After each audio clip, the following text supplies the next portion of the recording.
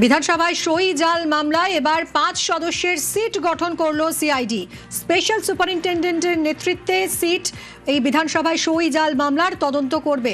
শুধু তাই নয়, অভিষেক বন্দ্যোপাধ্যায়কে আজ তলব করা হয়েছে। আর কি জানা যাচ্ছে কথা বলবো অমিত আমাদের প্রতিনিধির সঙ্গে।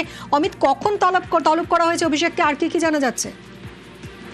অভিষেক বন্দ্যোপাধ্যায়কে আজ বেলা 12টা নাগাদ ভবনে ডেকে পাঠানো হয়েছে বা তলব করা হয়েছে। শনিবার দিনই তাকে সিআইডির তরফে নোটিশ করা হয়েছে। তোমরা জানিয়ে রাখবো, বিধানসভার বিরোধী যারা বিধায়ক, তৃণমূলের বিধায়কদের সই বিতর্ক ঘিরে তদন্ত করা হচ্ছে। হেয়ারস্ট্রি থানায় অভিযোগ করেছিলেন বিধানসভা প্রিন্সিপাল সেক্রেটারি বা বিধানসভার সচিব, এবং তার তদন্ত এই মুহূর্তে সিআইডি করছে।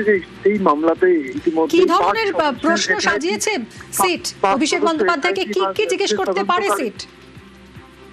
বিশেষ তদন্তকারী দল ইতিমধ্যে গঠন করা হয়েছে সিআইডির তরফে। স্পেশাল সুপারিনটেন্ডেন্টের নেতৃত্বে যে টিম গঠন করা হয়েছে, এবং মূলত ইতিমধ্যেই এই মামলা তদন্তে নেমে গত 3-4 দিনে তারা বিধানসভা সচিবের সঙ্গে তারা কথা বলেছেন, বেশ কয়েকজন বিধায়কের সঙ্গে কথা বলেছেন, বেশ কিছু নথিপত্র তারা ইতিমধ্যে সংগ্রহ করেছেন, এবং তারা বেশ কিছু নথিপত্র বাজেয়াপ্ত করেছেন, সেগুলো ফেডারেল লিস্ট হিসেবে আদালতে জমা দিয়েছেন। এবং সমস্ত বিষয়কে সামনে রেখেই যে সমস্ত বেশ কয়েকজন বিধায়কের কিছু বয়ান রেকর্ড করা হয়েছে, সমস্ত বিষয়কে সামনে রেখেই অভিষেককে প্রশ্ন ইতিমধ্যে তৈরি করা হয়েছে, প্রস্তুত করা হয়েছে আমাদের সিআইডি সূত্রে খবর।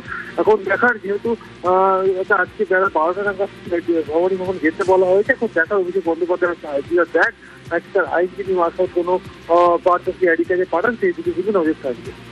ধন্যবাদ অমিত।